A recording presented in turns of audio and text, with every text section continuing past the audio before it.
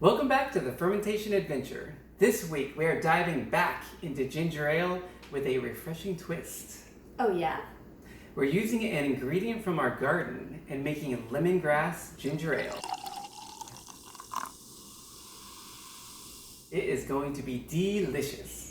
And this is not your standard ginger ale, not the kind you buy at the store. This is going to be fermented, homemade soda. All of those good probiotics are going to be in your ginger ale. And it's a delicious, refreshing drink. If you haven't tried homemade ginger ale, it is so good. It's one of my favorite drinks, and I think we're almost out, so we need to make some more. We are using a ginger bug that we made from scratch. Exactly. For this recipe, we're going to be using a ginger bug culture starter. This is something we already made, and we're going to be able to add it to this recipe. It's alive, and it really makes it the ginger ale that you're going to want today. It makes it fizzy and bubbly. You're going to be popping bottles. Join us on this journey to explore the world of fermentation. If you'd like to learn how to make ferments like these, start now by clicking subscribe and hitting that bell so you don't miss a thing.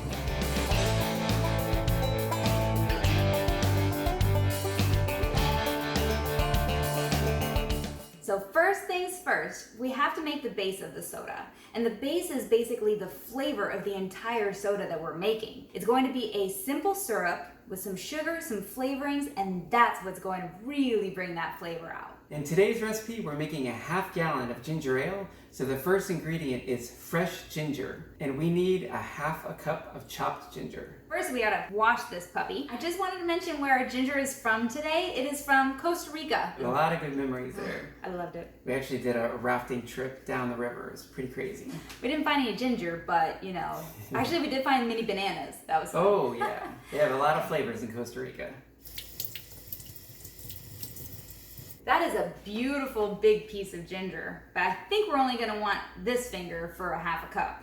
If we need more, we can always break off another piece. Now, if you're making a ginger bug starter, you probably want to leave all of the skin on, because the skin also has bacteria and yeast, and that's what makes the ginger bug. But since we're making a simple syrup with this, which is going to be the base flavor of the soda, we're actually going to boil this. So I don't think we want all of the skin on there because the skin leaves a little bit of a bitter flavor. And it also won't help anything since we're going to be killing off everything in the boiling process. Normally we like to use organic ginger. Since this is not organic, we're going to mostly take off all the skin. And there's a couple different ways you can do this. You can either chop the skin off, which I like to do because it's just faster. But if you don't want to waste any of the ginger, you can use a trick by taking a spoon and just scraping it off. I like just chopping slices off of this and then cubing it. If you have a food processor, this makes this job a lot easier. And that smells incredible. You can only imagine what this is going to taste like. That's a half cup.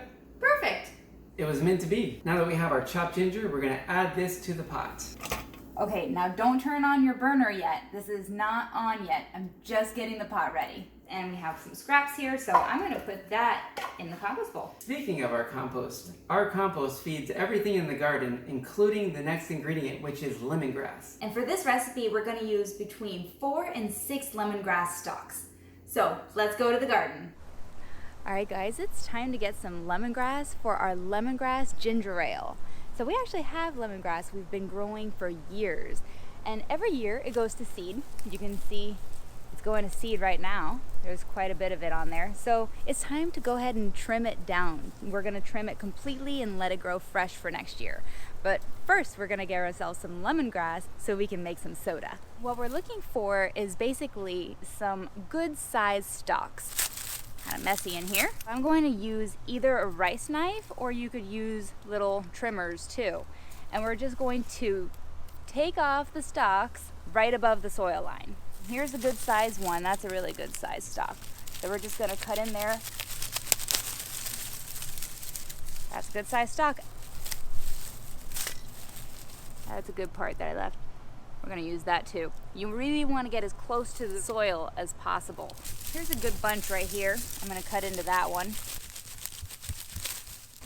Look at this big chunk I just got. Looks like a bouquet of grass, but it smells like lemon. We're gonna take off all the excess dry grass, and it leaves us with the inside part of the root. That one looks really good. And I'm gonna go ahead and trim to about 6 inches. Ooh. I'll trim a little more. Look at that. That's plenty. Might be able to use some in cooking too.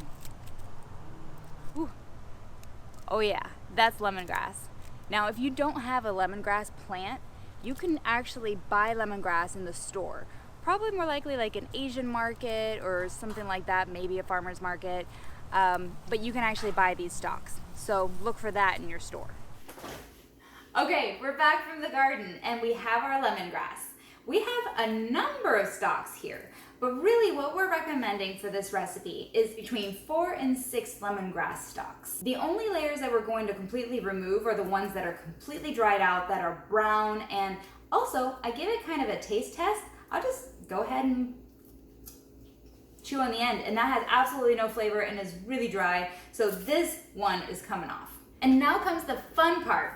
I've got a roller right here. We're gonna do these one at a time to make sure we get as much flavor as we can. We are gonna take that roller and pound it and roll it to get all of that really good lemongrass flavor out. Now you wanna roll these, but you don't wanna roll them too much, otherwise you're gonna get a lot of the lemongrass oil onto your little roller. So roll it a couple times, get all the fibers separated, and then it should be good to go into the pot. It's almost like a cinnamon stick, so we're gonna put it in there and strain it out later. We planted our lemongrass from little seeds and grew into a giant bush. If you plant them, you should definitely use them because they are just incredible. What a scent. It's so fun growing things at home. And if you notice, we're using a pot that's maybe a little too small for the size lemongrass we got. So let's cut these in half. Good idea. That is pretty tough to cut into. Just so that they all fit within the pot. Now that we have all of our flavorful ingredients, we want to bring this to a boil with the next ingredient, which is non-chlorinated water. We're making a ½ gallon, so we need a ½ gallon of non-chlorinated water. The reason you want to use non-chlorinated water is because you don't want to kill everything. And that's a good point. We frequently get asked if boiling water will remove the chlorine from the water. And the answer is generally no. Most water now, tap water, has chloramine. Chloramine is a longer lasting chlorine, and it cannot be removed by simply boiling the water. So that's why before we use the water and boil it, we need it to be non-chlorinated. Because as soon as we put our ginger bug starter in there, you don't want to kill it. Let's bring this to a boil. We're gonna let it boil for 15 minutes. So now that our pot is done boiling after 15 minutes, we need to add the next ingredient, and that is sugar. So we're going to use 1 cup of sugar. I don't know if you can hear our cat, but I think he's very excited about something. Let's go get him. I think he wants to go outside. Tell everyone hello. Hello. Oh, kisses, you're so sweet. So we need some sugar to really kick off the fermentation process. But how much sugar or how little sugar you put is really up to your taste. We recommend 1 cup for a ½ gallon of soda. Stir it in until it is dissolved, and then we'll move on to the next step. We actually have to cool this down. What we're going to do is basically give it an ice bath. Pour it into a larger pot, fill it up with some water, and put our very hot pot into this ice water. So we want to stir this. It doesn't have to be non-chlorinated, just make sure it doesn't cross-contaminate.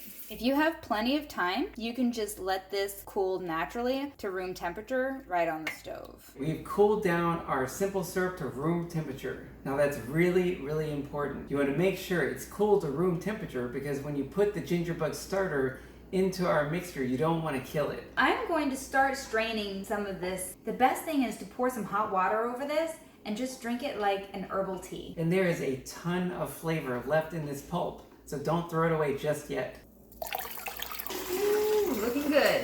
And then we have all of this remaining ginger that we're going to press down into our strainer. The next ingredient is going to be a lime. Now, the reason we want to add this is we want to add a little bit of acidity. It's really more for flavor. We're going to put 1 tablespoon of the lime juice right into our ferment.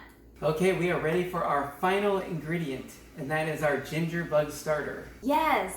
We're going to use our ginger bug that I just took out of the refrigerator. And it is quite active. You can see all the bubbles still coming up.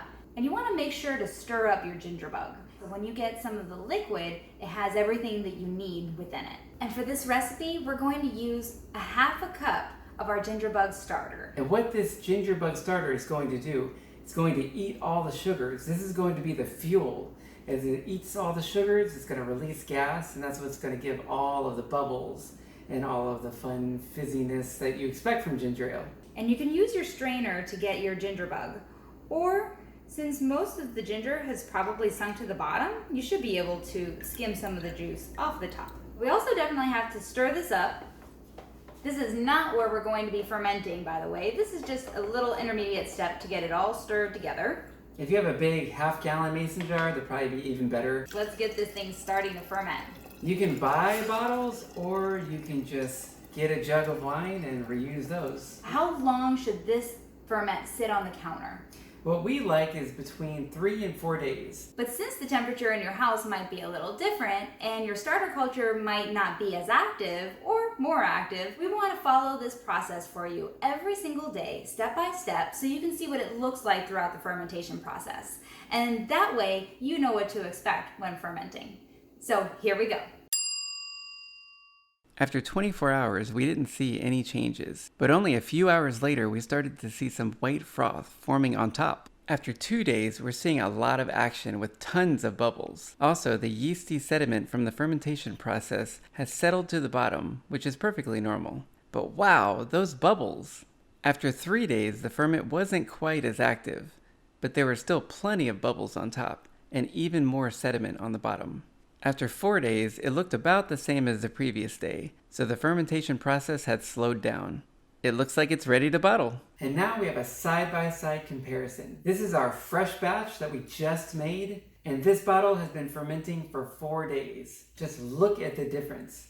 It's really quite stunning, the difference in color. How about those bubbles? It looks amazing. Quite a bit of bubbles in there. Now, if you don't like carbonation, you don't have to move on to the next step. You can just drink it as it is. If you want a little bit less sugar, just let it ferment a little bit longer. It's going to take a little bit longer because the fermentation has slowed down. With ginger ale, you want all of the bubbles and the carbonation. We're taking this wort, but we're funneling it into these bottles that can hold some pressure. And we have used these bottles for several years, and we've never had any problems with these. They have a little flip top up there. It holds the pressure. It's reusable. You don't have to throw these away. You can just keep on reusing these over and over again. They hold the pressure really well. We'll put a link in the show notes below, so check those out. So you have been warned, be very careful. These can definitely explode, so watch your fermentations. You could rack this off if you don't want the sediment, but we really like the sediment. There's a lot of good flavor in there. So now that this is ready to bottle, we're just gonna give it a swish around and make sure everything is incorporated. And we're gonna fill these just above the neck of each bottle. You know, some nights we get home and instead of a glass of wine, we have a glass of ginger ale. This is actually just a little bit of a trick. So say if you fill this bottle and you want to know how much pressure in it, if you squeeze it, you can't tell. This could be highly pressurized, or it could have no pressure at all. Maybe nothing's happening in there.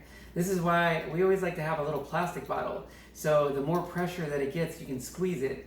And if it's rock solid, then it's probably about ready. But if it still has some give, it just, lets you know what's going on inside your bottle. You want to fill the tester bottle to about the same height with about the same amount of headroom as the other bottles. And now we put the tops on. If you're making more fruit sodas, like a blueberry soda, you have to be very careful. It can pressurize within 24 hours. These are going to be pressurizing over about 2 days. We're going to be testing our tester bottle just to make sure the pressure isn't too great. After bottling for 24 hours, the pressure in the tester bottle had already built up quite a bit.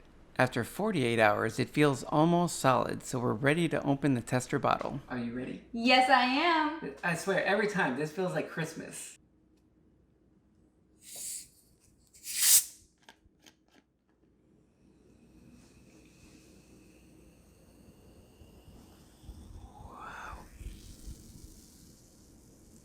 Well, there it goes.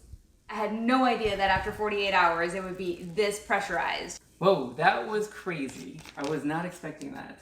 Oh, okay. That was crazy. Then it means we're ready.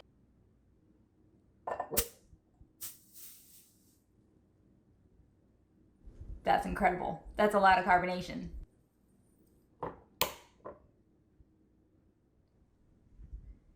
That was close. Let's do it.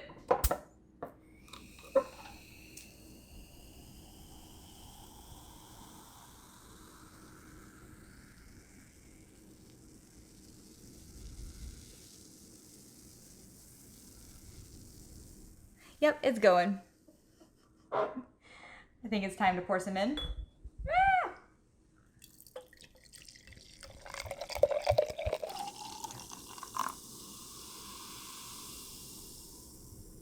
I can't wait any longer to try this. Let's try this right now. I'm excited. Yes!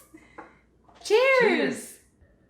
Wow. I love the spiciness about it. That is very, very good. It still has a little bit of the sweetness, but it's definitely not as sweet as when we first tried the simple syrup. The lemongrass flavor is much more subtle than I thought it was going to be. I think I like this better than regular ginger ale though. Definitely highly recommended. We hope you've enjoyed this lemongrass ginger ale recipe. Give us a like. Don't forget to subscribe. We really appreciate you guys.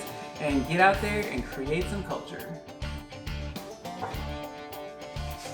You know I have to eat what I'm cooking. Every time. And we're back in the garden and got our lemon stalks.